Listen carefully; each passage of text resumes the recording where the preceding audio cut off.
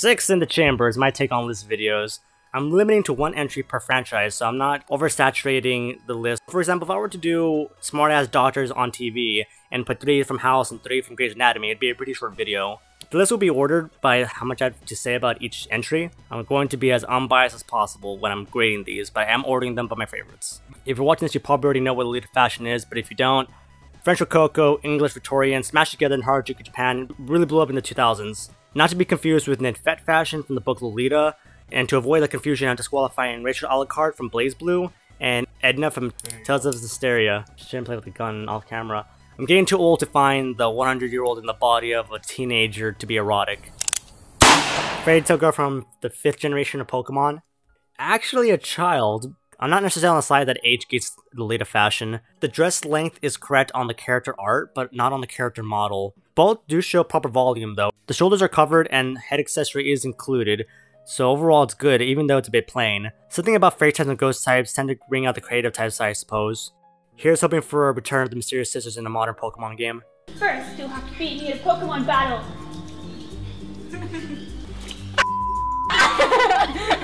This tunnel will show her the way. I'm a f***wit. Yeah, you're a f***wit. Yeah, I send you. Agatha from The Legend of Zelda Twilight Princess. Probably the best example of Lolita fashion in a game, since it came out right at its explosion back in 2006. The perfect teacup slash bell shape, whichever terminology you like to use, the head accessory and even face rhinestones. Kind of dated, but it's beautifully anachronistic for a game that's fantasy. You can also play as her in Hyrule Warriors. She has a small move list, but can juggle like a motherfucker. Has 3 AoE moves and is very mobile. Ashlot from Soul Calibur 4. This is an A-shaped cord. Her head accessory reminds me a lot of a snail. Her dress is actually attached to her body, and it's made of sheets of metal, but they were nice enough to paint flowers on the inside of it. She loses points for being a literal living doll, and despite what TLC's My Strange Addiction will tell you, Lolitas aren't trying to be living dolls. She's 490 pounds of steel and porcelain. Hope to see her in another game soon, hopefully not as an echo fighter of Astroth and Rock.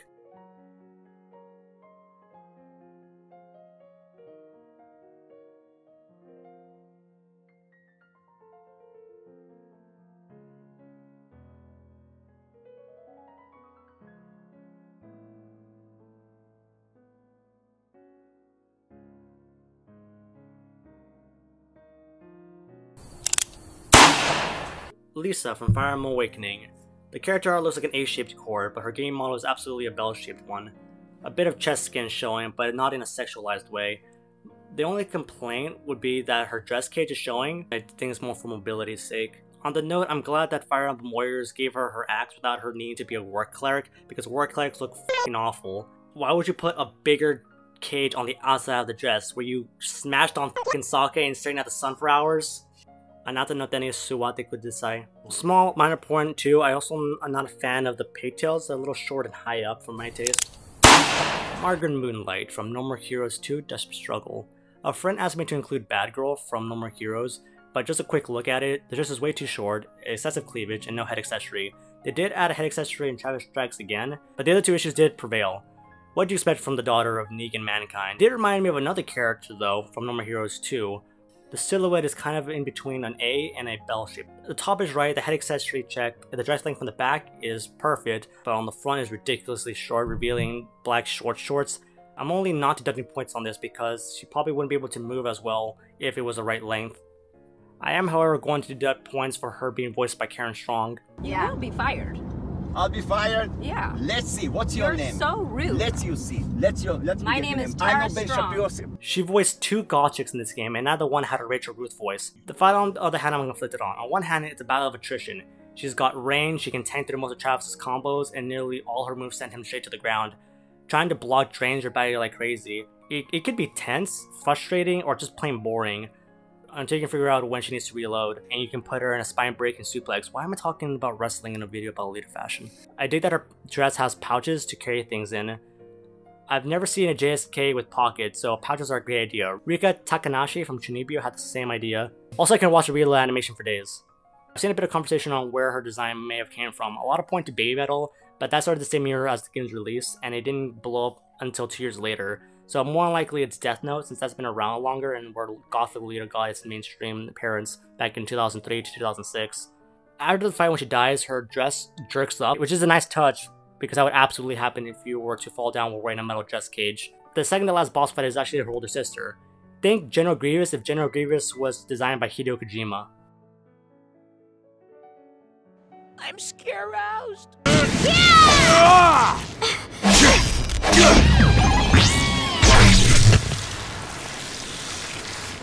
Riveting melody, isn't it? Catchy as hell. Todori, Persona 3. Ending on a high note, another Gothic Lolita, although it is refreshing to see one that's not in black. It's a pretty long dress, it's an A-shaped cord, it's an interesting head accessory, it has a crucifix through her head. My only complaint is there's a bit of cleavage, but she is wearing it in Japan in August and September, where it's still sweltering, although she does wear it once in November. I'm going to be using clips from both the movies and the original game because Junpei's neck from the game freaks me the fuck out. Buckle up, it gets real. Her psychological profile fits a lot of girls that I've met that wear Lolita. For one, she does engage in self-harm behavior. A lot of Lolitas, especially online, express eating disorders, and her outfit is used as a defense mechanism. I mean, I'm surprised you remember me. Same here. Well, you kinda stand out in that dress. So, what are you drawing? Hey, wait, your hand.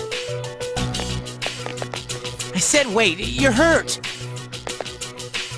What is it with you? Why don't you mind your own business? But you're bleeding for crying out loud. Come on, show me your hand. You need to put some pressure on it. Why are you in such a panic? Are you crazy? Anyone would freak out over this. You need to see a doctor.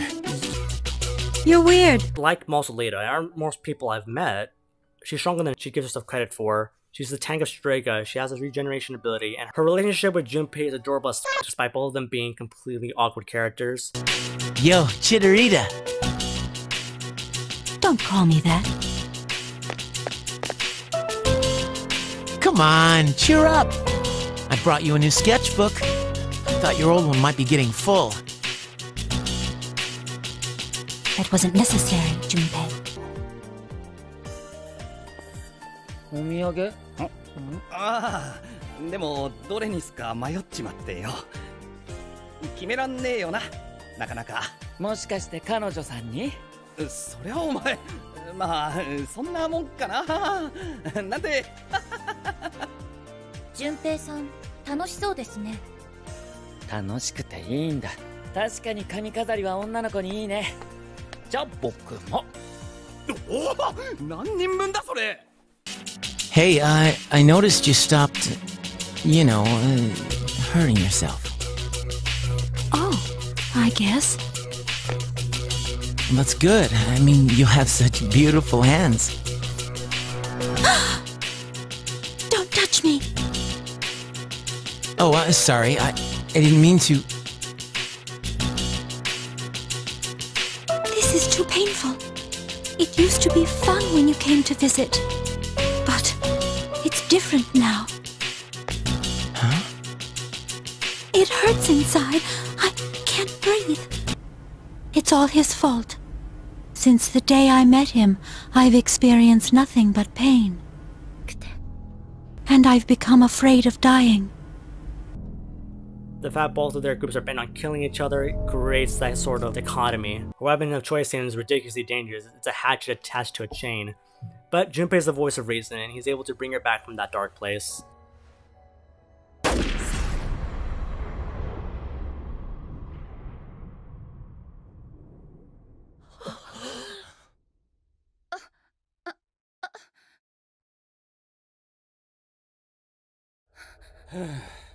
Todori, やはりもうダメのようですね。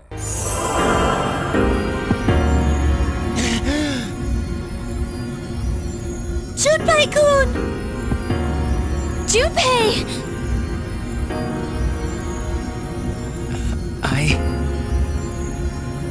It worked. She revived him. I can't believe it. Her power is the opposite of mine. Her persona doesn't sense life, it emits life. But in order to revive a person, she must...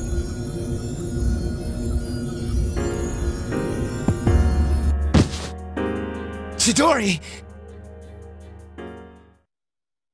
I can hear the life pulsing through you.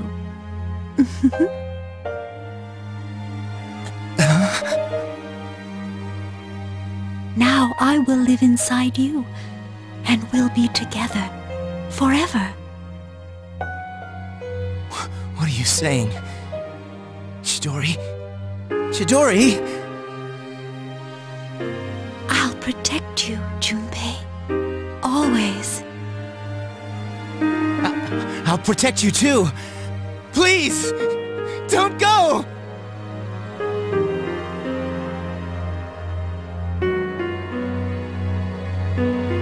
It feels so nice to be with you. Todori! Thank you, Junpei. I love you. So Junpei carries on a piece of her with him going forward in the form of his persona, her persona fusing Hermes and Medea into Trismegistus, which is Egyptian Hermes.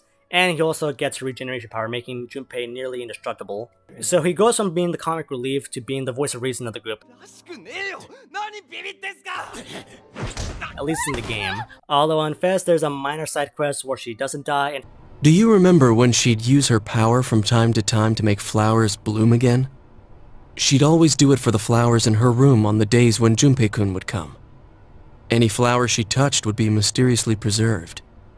That's why I kept them all for research purposes. But after the autopsy, I put them all on her chest as a tribute. And thinking back on it, it may have been that night that she began to transmogrify. The power to share one's life with others. Could it be that she reclaimed the life energy she'd given to those flowers?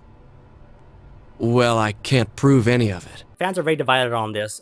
On one, it takes away from the overall message of Persona 3 that death is an inevitability and life is meant to be cherished, but I think that point gets across just fine by killing off 8 beloved characters and not 9. Minato's mom, Ken's mom, Yukari's dad, Mitsuru's dad, Kodamaru's owner, Shinjiro, Minato, Chidori, and Akinari. Okay, a lot of characters die. Some of them are villains, so you're not supposed to give a about them, but these 9 are characters you're meant to care about. I think the message just gets across just fine with just killing off 8 of them. Also, the Persona series is multiverse as fuck.